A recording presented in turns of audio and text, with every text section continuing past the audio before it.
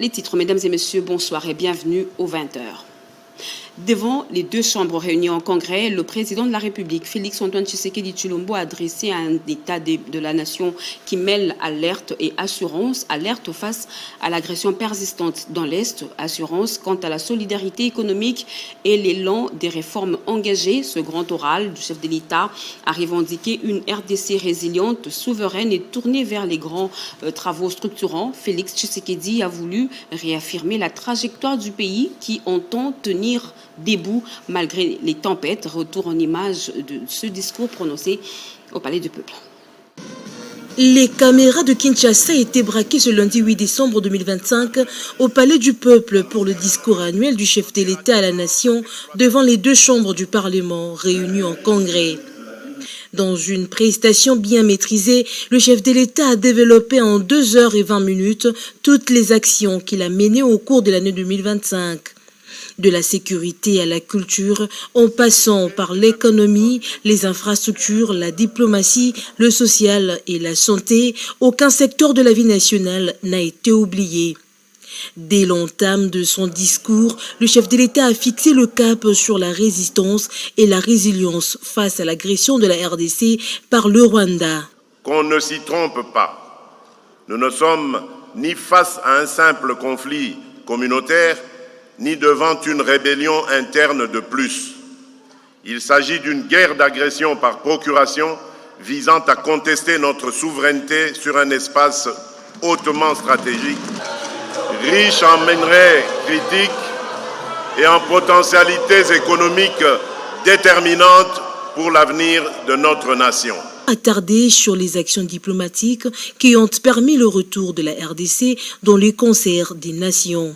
Au sujet des accords de paix de Washington, le président Félix Tshisekedi a été très clair et a défini les priorités. Face à cette agression, permettez-moi d'être parfaitement clair, ces accords ne consacrent aucune forme de partage de notre souveraineté. Ils ne valident ni les prétentions territoriales de qui que ce soit, ni la mise sous tutelle de nos ressources. Ils ne sauraient non plus être interprétés comme une amnistie déguisée des crimes perpétrés contre notre peuple. La justice suivra son cours avec rigueur, jusqu'au bout et sans complaisance, afin d'honorer la mémoire de celles et ceux injustement tombés du fait de cette agression. Nous assumons ces accords comme des leviers stratégiques au service d'une paix juste et vérifiable. Non comme une concession, mais comme l'expression d'une volonté ferme de conjuguer l'efficacité de notre défense à la puissance de notre action diplomatique. Chiffre à l'appui, le chef de l'État a relevé les efforts entrepris dans les différents secteurs. Malgré la guerre d'agression, beaucoup de choses ont été faites dans le domaine des infrastructures, de la santé et de la lutte contre la vie chère. Le président de la République a fustigé les embouteillages et l'assainissement de la ville de Kinshasa. Malgré les nombreux défis, le chef de l'État a terminé par une note d'espoir. Je voudrais pour conclure adresser cette prière à toute la nation congolaise. Les ténèbres ne régneront pas toujours.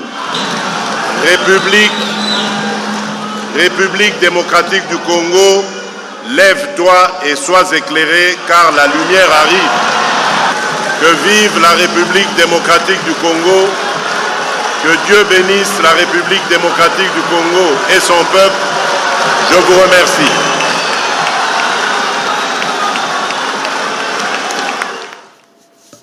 Et au lendemain du discours sur l'état de la nation prononcé par le président de la République devant le Parlement, les Kinois réagissent. Économie, sécurité, gouvernance, salubrité de la capitale et bien d'autres thèmes. Le chef de l'État a balayé les grands enjeux du pays dans les rues de Kinshasa. Chacun y va de son commentaire entre espoir, attente et critique. Le regard de la population dans son reportage de Diane Balaka, Rigen Shindano et Emmanuel Kachantale. Au lendemain du discours du chef de l'État sur la situation nationale du pays, entre lassitude, espoir et résilience, la population réagit sans filtre. Chacun y va de son analyse. La monnaie est bien, Nous saluons les travaux qui se font un peu partout. Au départ, nous étions un peu pessimistes, mais il nous a surpris positivement. Il réussit peu à peu à relever les défis.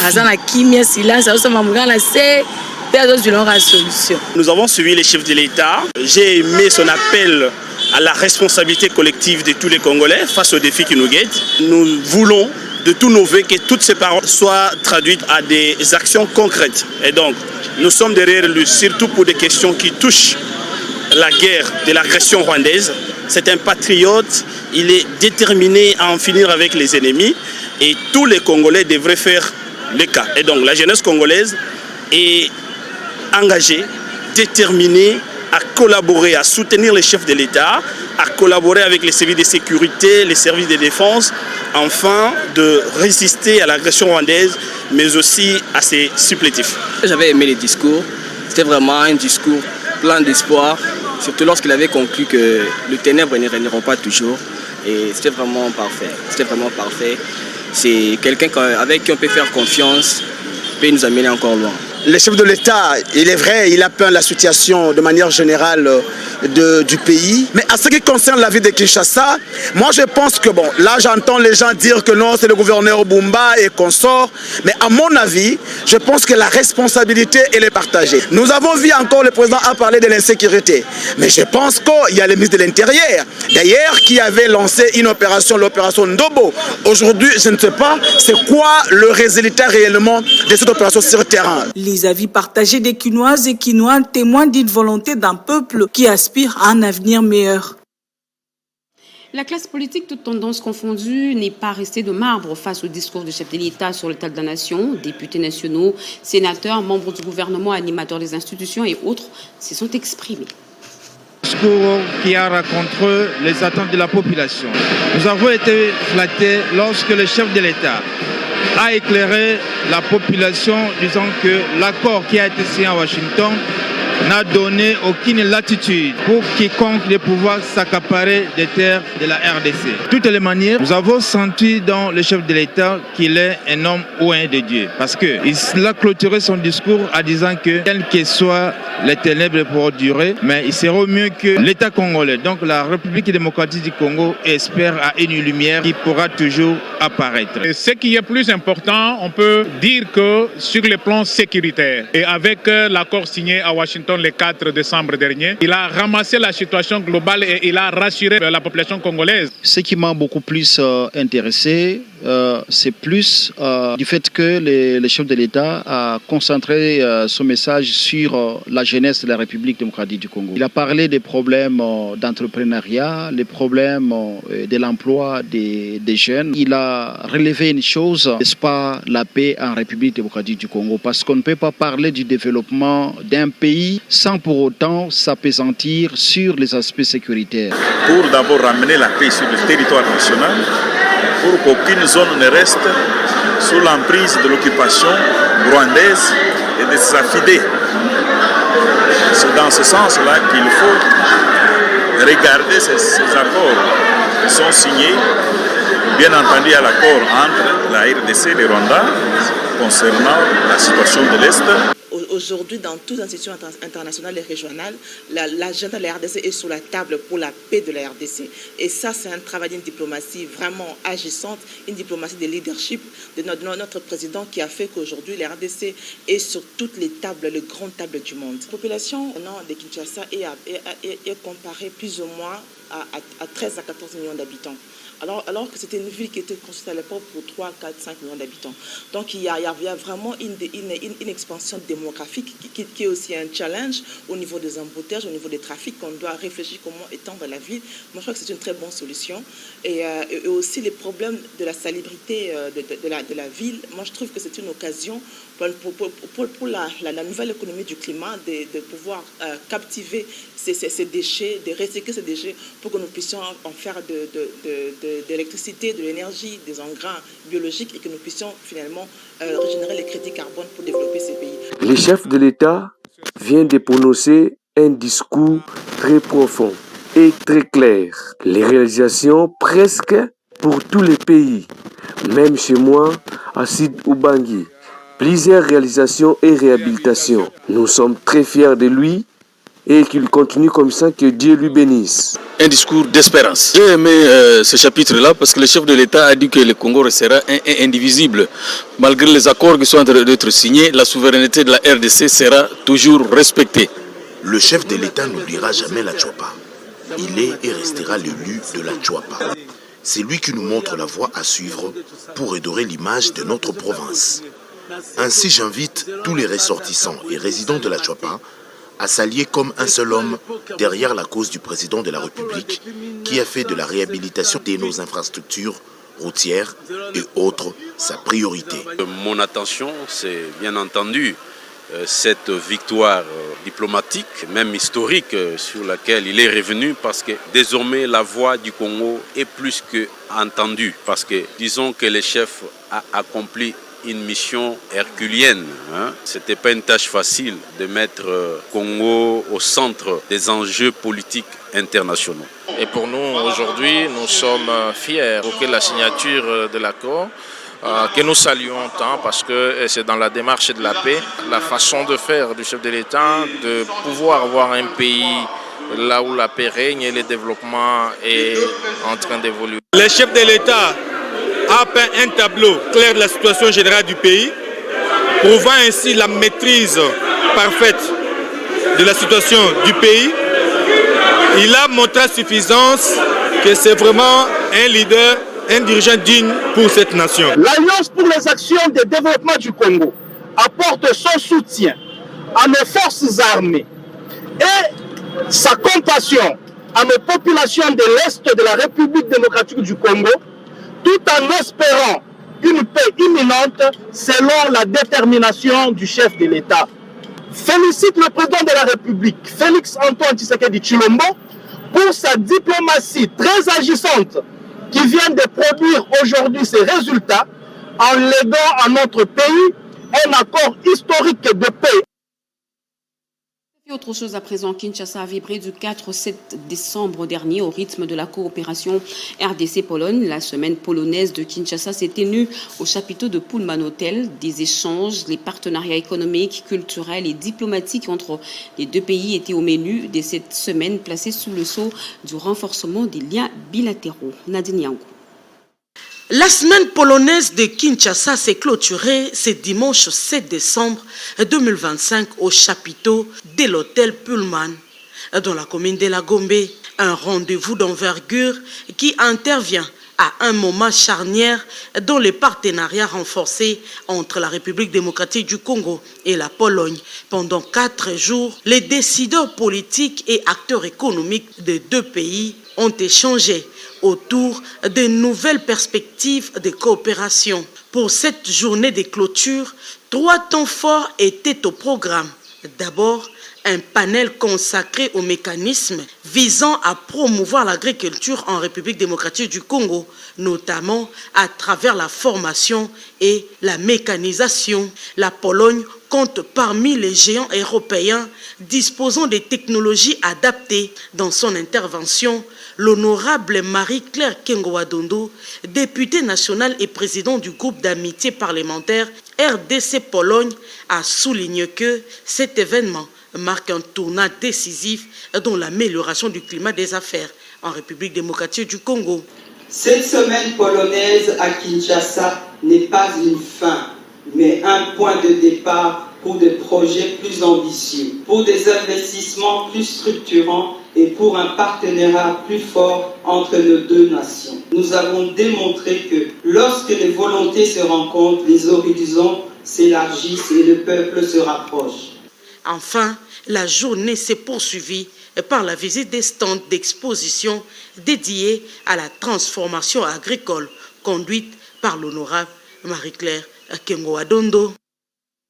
Autour d'un forum dédié au progrès de la gouvernance sécuritaire et à leur impact sur l'économie, le vice-premier ministre, ministre en charge de l'Intérieur, Jacquemain Chabani, a présenté le nouveau schéma participatif et inclusif dans les territoires de la République démocratique du Congo. Face aux partenaires internationaux, l'ambassadrice des Pays-Bas a annoncé l'appui de son pays à ce programme stratégique. Une journée ponctuée de panels qui ont permis d'explorer les solutions concrètes pour relever les défis sécuritaires nationaux. Devant le partenaire et bailleur de fonds, le vice-premier ministre, ministre de l'Intérieur et Sécurité, Jacquemain Chabani, vante les opportunités et les innovations dans le processus de gestion des territoires en République démocratique du Congo, des alternatives pour mieux répondre aux différents problèmes de la société liés à l'insécurité, les embouteillages, l'insalubrité et autres. En gouvernance sécuritaire et l'établissement des mécanismes variés de renforcement des capacités des acteurs étatiques et non étatiques. Ceci a permis ainsi de former à ce jour 4501 acteurs étatiques et non étatiques dans 10 provinces. Un programme du gouvernement central à travers la vice-primature de l'Intérieur et Sécurité doté d'un système de gouvernance sécuritaire, participative et inclusive de tous les acteurs et à tous les niveaux pour la protection de personnes et de leurs biens. Sur le projecteur, le Pays-Bas s'engage dans la pérennisation de ces programmes, pilier majeur qui met en avant-plan de mesures drastiques dans la lutte contre la corruption, les conflits d'intérêts, des cas parmi tant d'autres. Que l'ambassade des Pays-Bas a, à travers une dizaine d'années d'investissement, suivi et soutenu un programme de renforcement de la gouvernance sécuritaire en RDC. L'apport de ces programmes dans différents services de sécurité pour des réponses concrètes et adaptées aux problèmes sécuritaires, discutés en panel suivant différentes thématiques, était l'un des temps forts. Résolu d'en découdre, Jacquemain Chabani s'accroche à la proactivité pour limiter les menaces liées à la sécurité. Lancé pour soutenir l'autonomisation des femmes et le développement des PME en République démocratique du Congo, le projet Transforme arrive à son terme. Ce mardi, une réunion du comité de pilotage s'est tenue à l'hôtel du Fleuve pour évaluer les réalisations de 2022 à 2025 en présence des membres du gouvernement et des partenaires techniques et financiers. Mireille Ndeki. Projet Transforme, projet d'autonomisation de femmes entrepreneurs et mise à niveau de PME pour la transformation économique et l'emploi, arrive à son terme, d'où la tenue de cette réunion du comité de pilotage en présence de membres du gouvernement, membres du comité, notamment les ministres du commerce extérieur, Julien Paluku, les ministres de la formation professionnelle, Martin Ekila, ainsi que le bailleur de fonds. Cette réunion a centré ses discussions sur la présentation et l'adoption du rapport à mi-parcours dès 2022 à 2025 afin d'examiner l'état d'avancement du dit projet. Et la réunion d'aujourd'hui a porté essentiellement sur 2 points. Le premier point consistait à la présentation et à l'adoption du rapport à mi-parcours 2022-2025 sur les activités, mais aussi nous avons adopté dans un second point le PTBA de travail qui a constitué un budget général de 111 millions de dollars pour les 5 ans qui viennent. Pour les coordonnateurs Alexis Mangala, le projet Transforme dans son ensemble a un bilan positif évalué à près de 70%. Malheureux de constater que le projet Transforme, qui s'étend également dans les villes de Goma et de Bukavu, n'a pas pu atteindre les objectifs voulus suite à la guerre. Les membres du comité de pilotage ont plaidé auprès de partenaires pour reconduire les 10 projets dans cette partie du pays. Les villes de Goma et de Bukavu, très importantes dans ce vaste projet pour atteindre la création d'une classe moyenne en RDC. Et nous vous l'avions dit à l'entame de ce journal, le gouvernement congolais passe à l'action pour structurer l'économie nationale. Lundi dernier, le vice-premier ministre de l'économie nationale a lancé la campagne de préenregistrement des acteurs de l'économie informelle dans le cadre du programme national de formalisation de masse initiative sur son initiative pour identifier, accompagner et intégrer progressivement les opérateurs informels dans le circuit économique formel. Rodépanda. La taxe sur la valeur ajoutée, TVA, prévues dans la loi de finances 2026, les modalités de paiement du salaire minimum interprofessionnel garanti SMIG, ainsi que la question de la compétitivité des industries congolaises face aux produits importés des pays voisins, des sujets au cœur des échanges entre le vice-premier ministre de l'économie nationale et le comité de suivi des prix des produits de première nécessité, CSSPPN, regroupant les opérateurs économiques membres de la FEC, les associations de consommateurs, la présidence de la République, la primature, les ministères concernés, mais aussi la FENAPEP, les FOREC, les FPI et la NEP. Daniel Moukoko Samba a apaisé les partenaires quant aux avancées en cours concernant la TVA sur les produits de première nécessité et l'application du SMIG. Il s'est dégagé au cours de cette réunion la nécessité de créer la task force chargée de proposer des mesures efficaces pour la compétitivité des entreprises agro-industrielles locales. Pour cette première journée, c'est la commune de Limete qui a accueilli le début des opérations pour la formalisation des enquêteurs informels. Après échange, les enquêteurs sont passés sur le terrain. Le chargé de service de l'économie à Limete a encouragé la population de les recevoir. Recevez ces enquêteurs du ministère. N'ayez pas peur, c'est très important pour vous. Un dispositif important constitué de 6 groupes de formalisateurs, chacun avec 13 agents enquêteurs mobilisés, formés spécialement pour cette opération et identifiables. À travers le badge officiel et gilet de travail, ces derniers vont travailler avec l'application numérique développée pour collecter les informations nécessaires à l'enregistrement. Les données recueillies permettront aux acteurs concernés d'accéder aux multiples avantages tels que la couverture santé universelle, mais aussi l'accompagnement du gouvernement pour l'obtention de crédits auprès des banques commerciales. Les acteurs informels ayant accepté volontiers de se formaliser confirment la nécessité de cette initiative. Tout ce qu'on m'a expliqué est bénéfique. C'est bien de se formaliser et que l'État nous connaisse. Ce processus s'effectuera dans toutes les communes de Kinshasa avant de s'étendre sur l'ensemble du territoire national. Kinshasa fait peau neuve à l'appel du gouverneur de la ville. L'opération d'assainissement s'intensifie dans plusieurs quartiers de la capitale. Sur l'avenue Kessavubu, les engins sont à l'œuvre pour évacuer les immondices et déchets. Christine Lenzo. C'est sous la vision du chef de l'État, Félix-Antoine Tshisekedi Tshilombo, que le gouverneur de la ville de Kinshasa, Daniel Bumba, matérialise l'assainissement total de la ville de Kinshasa dans le cadre de son programme Kinshasa Ezobonga. C'est ainsi que Solidarité Congo, représentée par Nancy Lito, Bijou Banyakou et Dada Bimoza, ces 3 dames dynamiques se sont mobilisées pour assurer l'assainissement de l'avenue Chopo et celle de Maringa, en passant par la direction Éthiopie pour rendre ces artères propres et assainies. Geste qui a interpellé les exploitants de ces coins de la capitale et la population environnante.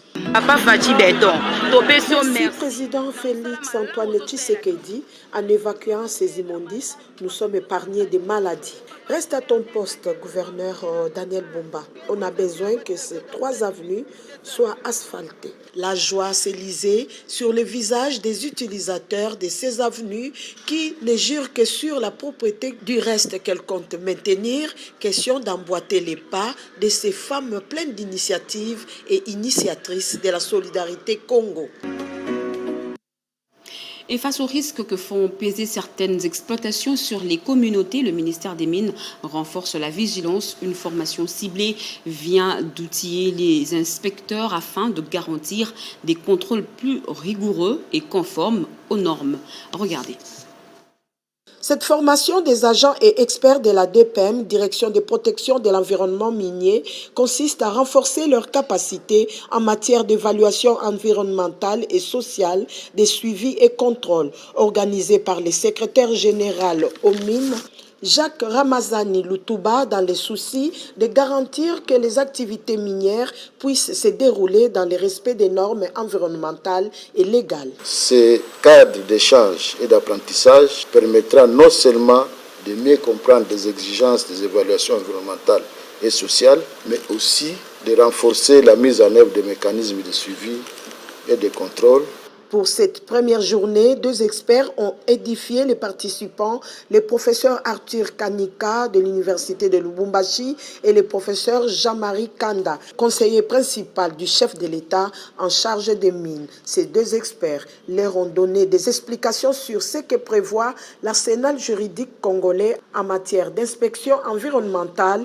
et les types d'inspection reconnus. Nous avons essayé d'expliquer que prévoit l'arsenal juridique congolais en matière d'inspection environnementale, c'est-à-dire qui peut se rendre dans des installations minières pour procéder aux inspections et quelles sont les techniques qu'il faudrait utiliser pour qu'une inspection soit réussie. Au finish, ces agents et experts du secrétariat général aux mines seront outillés afin de bien vérifier si telle ou telle autre activité minière ne porte pas atteinte à l'environnement. Question de sécuriser la population telle que l'exige la loi minière congolaise.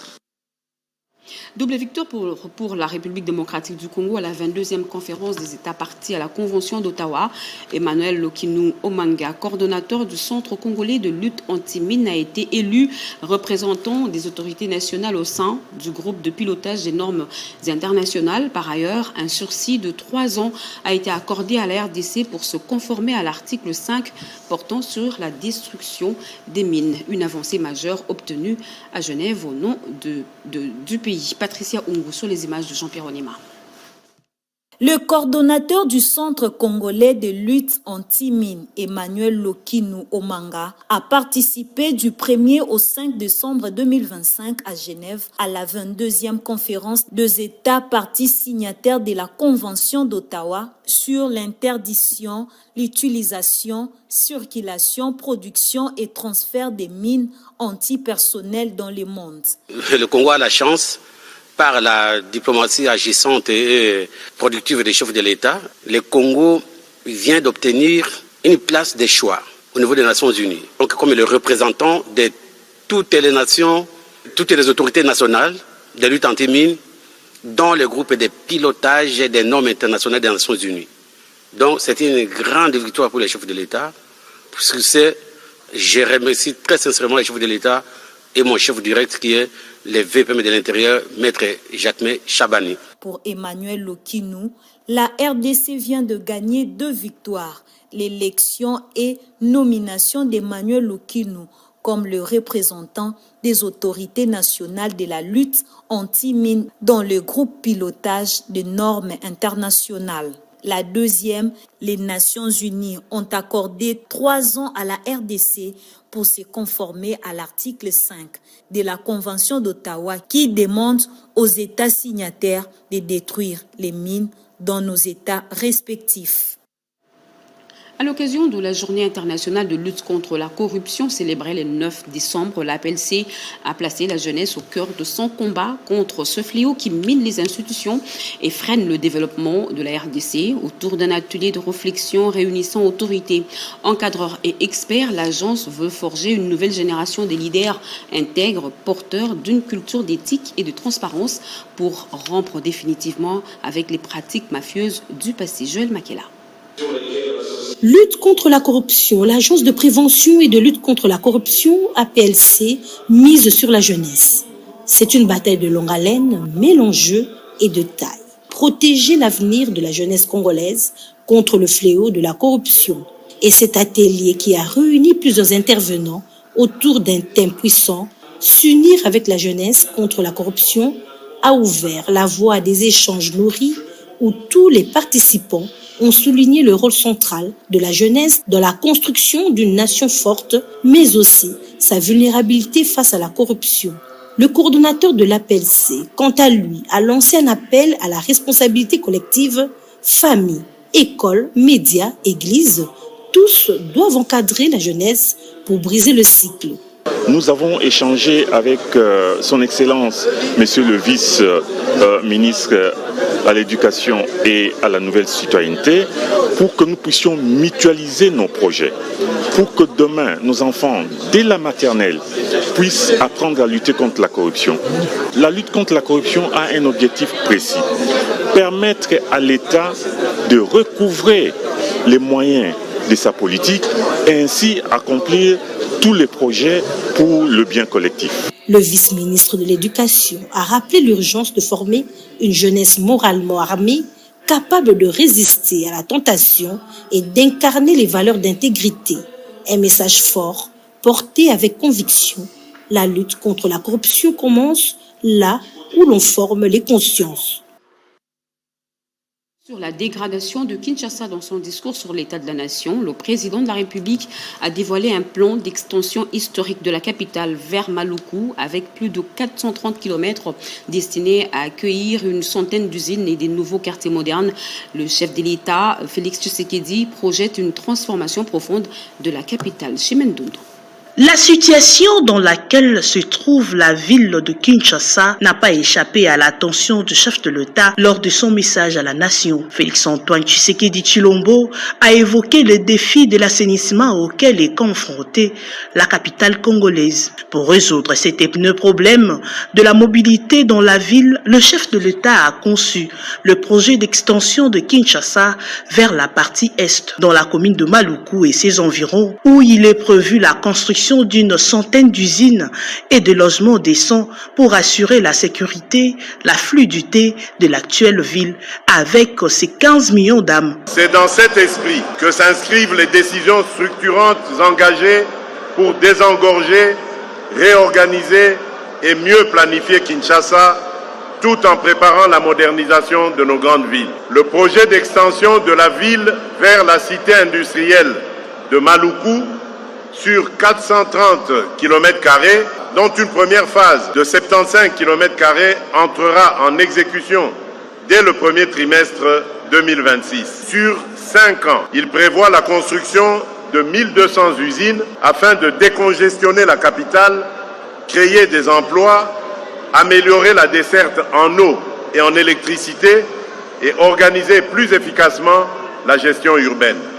Ce projet répond à une exigence de bon sens. Repenser l'espace de croissance de Kinshasa pour restaurer la fluidité, la sécurité et la dignité de la vie urbaine. Un projet qui s'étend sur une surface de 430 km² et dont l'exécution de la première phase est annoncée pour le premier trimestre de 2026.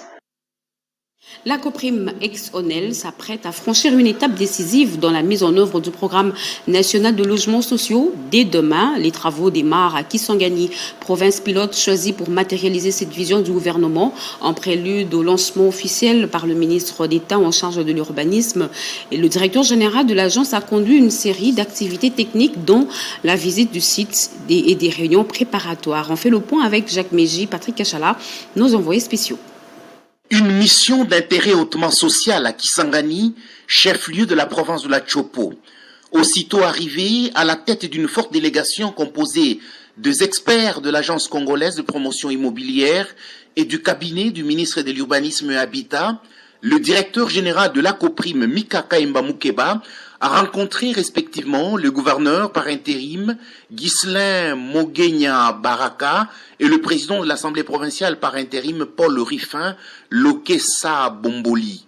Au menu, l'organisation du lancement officiel des constructions de logements sociaux, projet du gouvernement central que les autorités locales soutiennent à 100%. Puis s'en suivra la visite d'inspection du site où seront érigés les logements décents et du lieu de la pose de la première pierre, avant de présider une réunion technique avec toutes les parties prenantes au siège provincial de la COPRIM. Nous sommes venus à Kisangani pour un très grand événement, la pose de la première pierre. Au fait, il s'agit là d'un tout premier projet de construction de logements financé par le gouvernement de la République. Nous le vivons déjà, la population en effervescence, c'est la résurrection. Parce que depuis la disparition de l'ONEL, les pays n'avaient aucune politique de logement. La population commence à croire parce qu'ils demandent qu'est-ce qu'il faut pour souscrire. Est-ce qu'on va construire aussi pour les gains petits? Nous disons à la population de garder patience parce que le chef de l'État veut que chaque Congolaise et Congolais, quel que soit son niveau de vie, puisse avoir un logement décent qui sera abordable, c'est-à-dire à portée de leur bourse. Le programme prévoit le lancement officiel de construction de logements sociaux par le ministre de l'Urbanisme et Habitat, Alexis Guissaro. L'université de Lubumbashi s'ouvre à l'ère du numérique. Lors d'une journée pédagogique, enseignants et chercheurs ont réfléchi autour de l'intégration de l'intelligence artificielle dans l'enseignement supérieur, dans l'objectif d'adapter la recherche et l'encadrement académique aux standards technologiques modernes pour une université plus performante et compétitive. Patricia Ungu. Les 2 premières journées du séminaire organisé à l'université de Lubumbashi étaient dédiées au corps académique sur l'usage de l'intelligence artificielle dans la recherche et l'encadrement des travaux scientifiques. 8 communications ont fait l'objet d'échanges intenses sur ces thèmes. Ils ont conduit à l'adoption des résolutions majeures pour institutionnaliser l'intelligence artificielle au sein de l'université de Lubumbashi.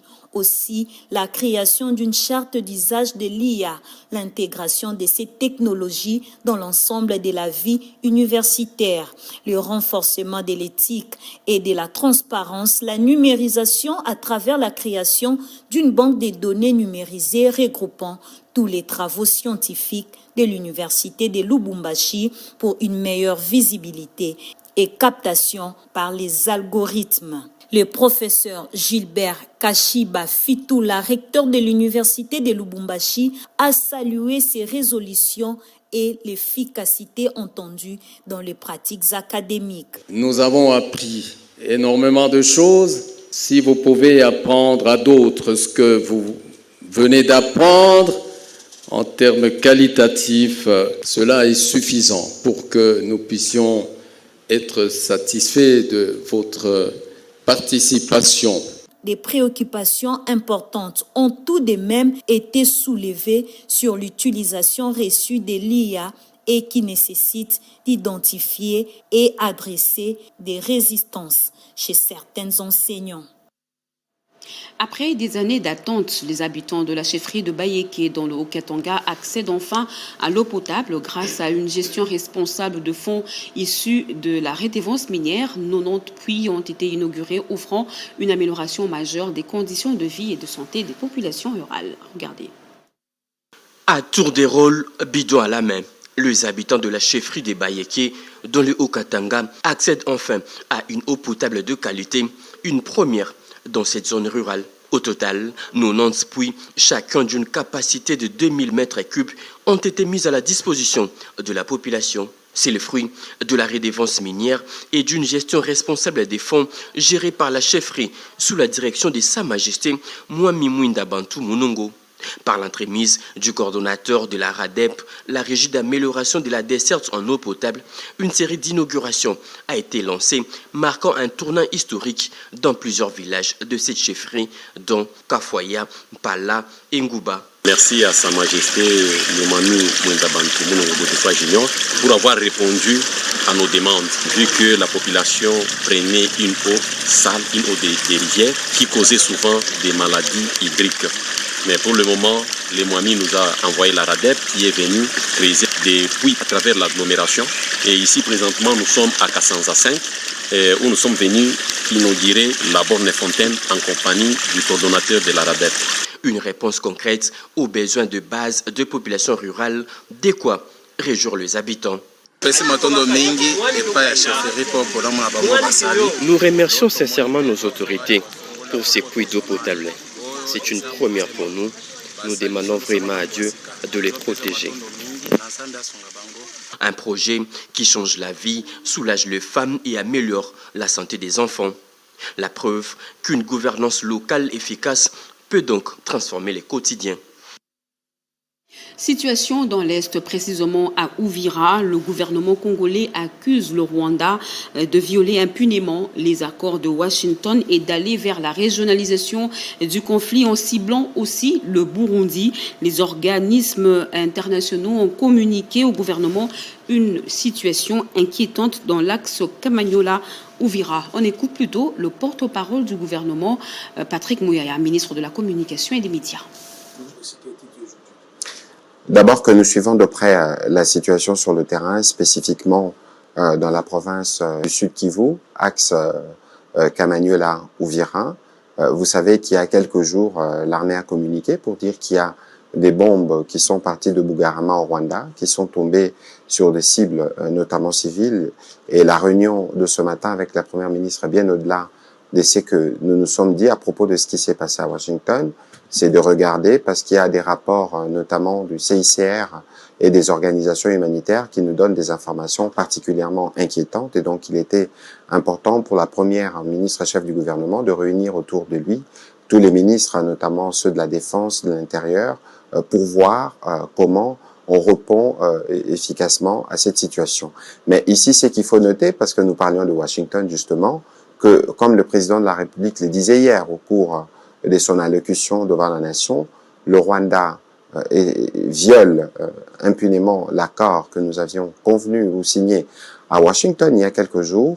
Ce n'est plus simplement violer l'accord que nous avons signé, mais c'est aller vers la régionalisation du conflit, parce qu'il est évident que le Rwanda prend le Burundi aussi en cible, au-delà des actes qui sont posés en République démocratique du Congo. C'est ici aussi les lieux d'interpeller les médiateurs pour que, dans le cadre de ce qui avait été convenu, puisse peser de son poids pour que la paix puisse restaurer, pour que le Rwanda puisse s'arranger, parce que, comme je vous le disais tout à l'heure, la situation humanitaire est particulièrement préoccupante. Lorsqu'on attaque des écoles, on attaque des centres de santé, on attaque des maisons d'habitation, c'est clair qu'il y a une volonté de s'aimer la terreur. C'est ici aussi l'occasion d'interpeller très vivement tous nos compatriotes qui sont particulièrement sur les réseaux sociaux. Nous parlons souvent du poison rwandais. Il faut faire très très attention sur tout ce qui circule. Nous sommes engagés dans un devoir de redevabilité. Nous viendrons donner les tableaux généraux de la situation. Vous savez que nos militaires sont engagés sur plusieurs fronts et que la situation sur le front peut être mouvante, et donc il ne faut pas suivre tout ce qui est donné. Vous connaissez par qui et par quel compte passent les poisons rwandais. Il est important que nos populations puissent être vigilantes et puissent se référer aux canaux officiels à travers lesquels nous allons communiquer. Je tiens à apporter cette précision parce que c'est crucial en ce moment où la manipulation peut à elle seule s'aimer la panique au milieu de nos populations. Durant la réunion que nous avons eue avec la Première ministre, nous avons eu l'occasion d'échanger notamment avec le gouverneur de province et différents services provinciaux qui sont particulièrement mobilisés pour suivre pas à pas et nous tenir au courant de la situation sur le terrain. Donc, le moment venu, nous y reviendrons. L'accord n'est pas respecté justement parce que c'est de la responsabilité du président rwandais. Je viens de vous dire que le Rwanda veut régionaliser la guerre, parce que l'objectif, c'est plus seulement les territoires congolais, l'objectif, c'est clairement le Burundi. Et donc, il est évident qu'une telle posture contrarie totalement toutes les déclarations qui ont été faites devant l'émissaire américain il n'y a même pas encore une semaine. C'est pour ça que le médiateur est particulièrement interpellé pour voir dans quelle mesure on peut mettre fin à toutes ces attitudes. De presse, journée internationale de commémoration des victimes du crime de génocide, déclaration officielle du FONAREV. Aujourd'hui, alors que la communauté internationale se réunit pour rendre hommage aux victimes du génocide, le FONAREV se joint au monde entier pour affirmer que la mémoire n'est pas seulement un acte de compassion, elle constitue un préalable à la justice. En République démocratique du Congo, cette journée revêt une importance, une portée particulièrement fondée.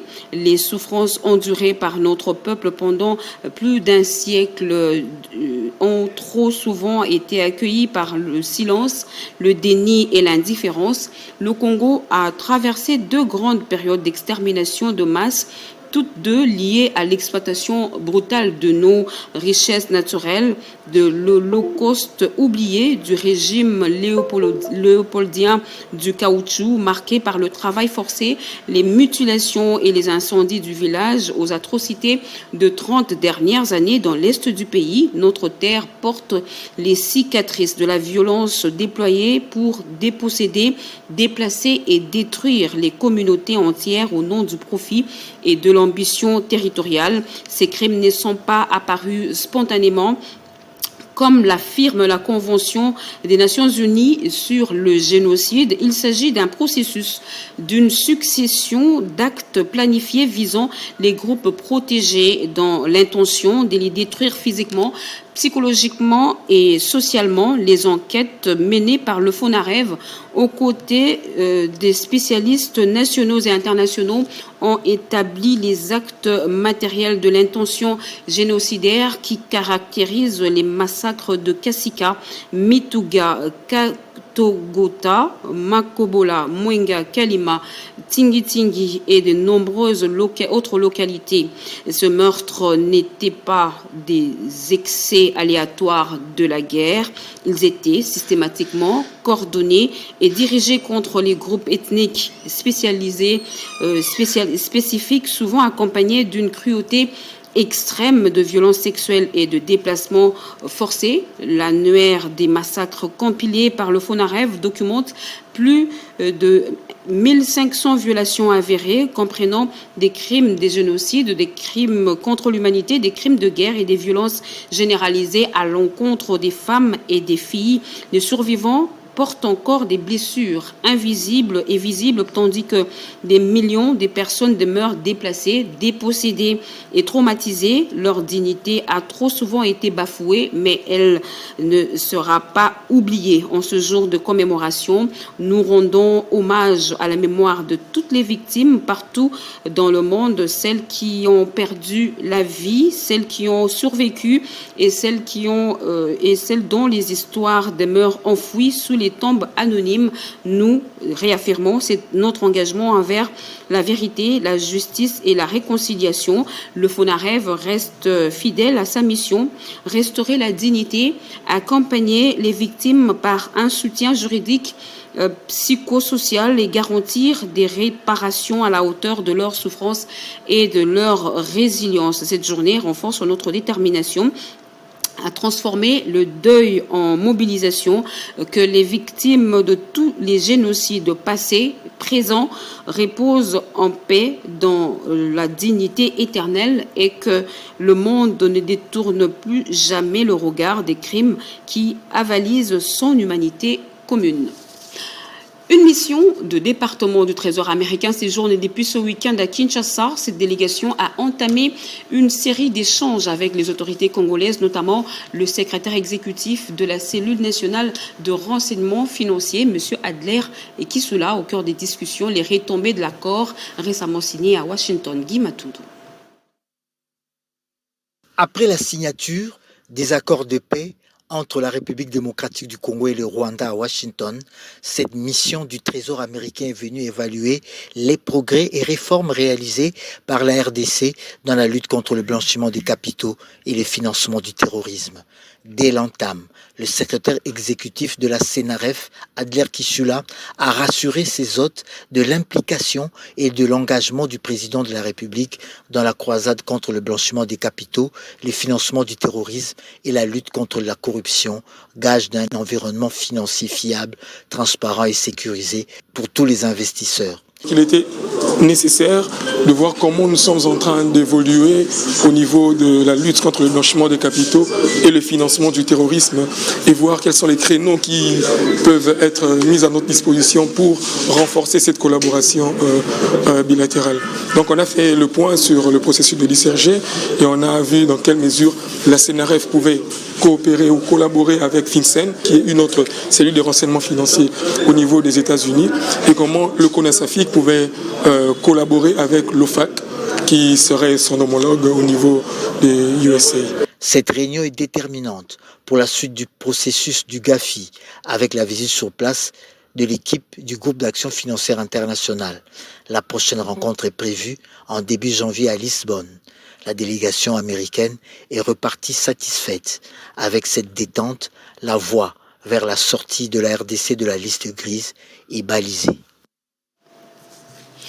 Et le groupe de contact international pour les Grands Lacs, ICG, composé de plusieurs pays occidentaux, exprime sa vive inquiétude face à l'escalade de la violence dans l'est de la République démocratique du Congo, notamment à Uvira, au sud Kivu, où une offensive du M23, soutenue par le Rwanda, menace la stabilité régionale. L'ICG dénonce l'usage croissant des drones d'attaque dangereux pour les civils et appelle le M23 et les forces rwandaises à cesser immédiatement les hostilités et à se retirer de la région et à respecter les engagements pris dans les accords de Doha.